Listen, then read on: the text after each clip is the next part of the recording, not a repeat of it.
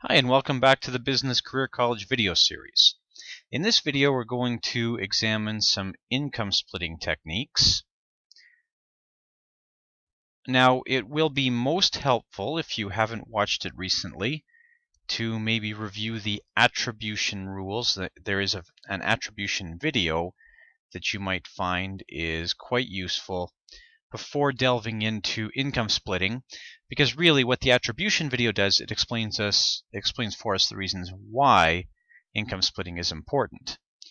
So we're going to look at some income splitting techniques that can be used between spouses. So these are some of the common ways that spouses might split income. So one of the most obvious ones, and one of the first ones that we should explore, is the Spousal Rrsp. And this is covered in some of the RRSP videos as well. So this is something that we've already covered elsewhere. And just to briefly reiterate, what you're typically going to have here is the higher earner will contribute to the lower earner's RRSP, and the higher earner gets the deduction, and the higher earner uses their contribution room, while the lower earner is going to later on, and there is a timeline typically attached to this of current year plus 2 previous years, the lower earner owns that RRSP and will eventually make the withdrawals, and those withdrawals will then be taxed to this lower income earner. And this is a tried and true income splitting method, works very well when you have an income discrepancy between the higher income earner and the lower income earner. Then we might have, now this would be unusual, but I'll show you this because it helps to understand a couple more provisions here. So we might have a sale or transfer for fair market value. And like I say, this wouldn't be common, but it helps to understand how some others work. So let's go over this. So we have spouse A who owns a bunch of income generating assets. Maybe we have some preferred shares here or a rental property, something like that. And spouse A with this income generating asset also has a bunch of other income and therefore is in a high tax bracket.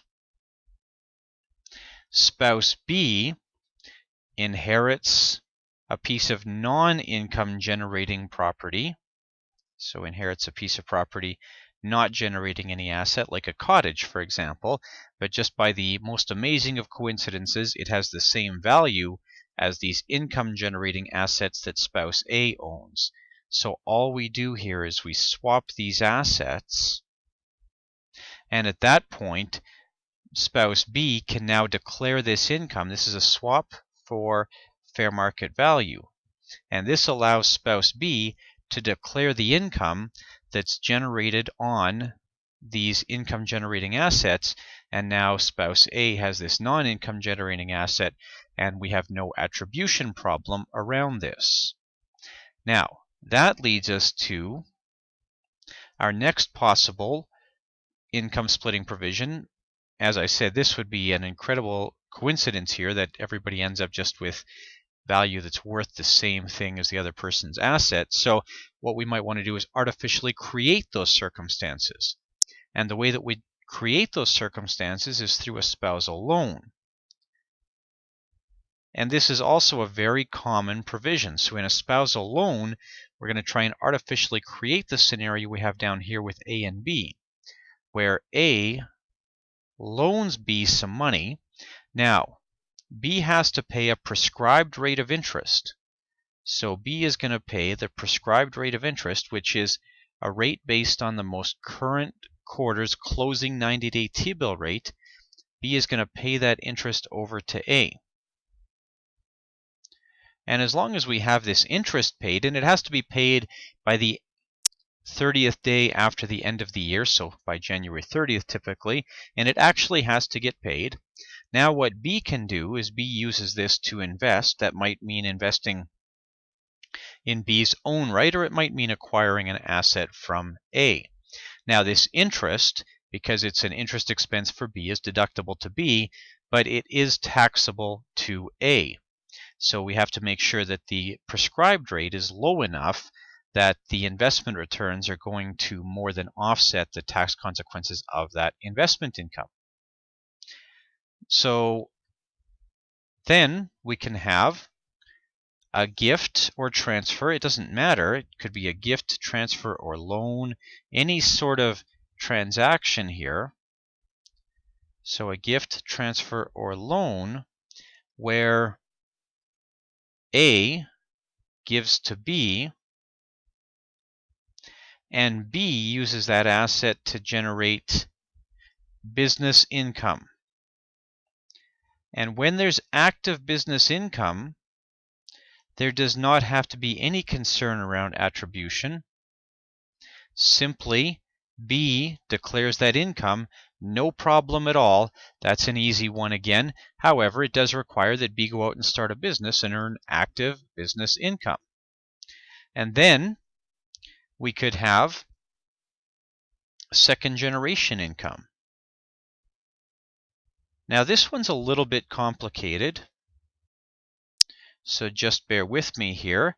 So with second generation income, what happens here is A gives to B, let's say just for the sake of argument, $100,000. The dollar figure is not really relevant here. B takes that $100,000 and invests it. So at this point, we have no particular benefit. Let's say that B earns a 5% return.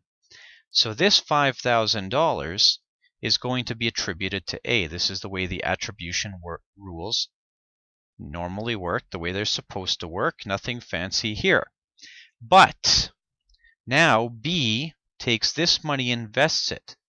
This $5,000, the return on the original $100,000, is actually B's money. So when B invests that and goes and earns another 5% return, then we have $250. That's truly B's income. Now, maybe that doesn't look very exciting, but if we take a 5% return over 12.8 years, at the end of that 12.8 years, B will now have their own $100,000 in their own right, which is now generating this actual $5,000 that would properly be B's income.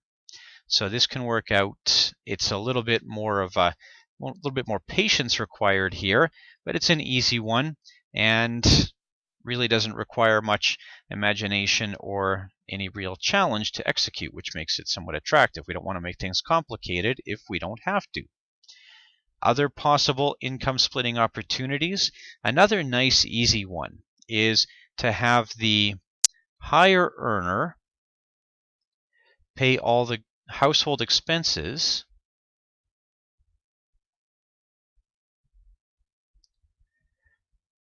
things like the rent, the groceries, or mortgage, probably mortgage, sorry, not rent, groceries, pay for vacations, pay for anything that's not investment activity, and to have the lower earner do all the investing, or at least all the non-registered investing.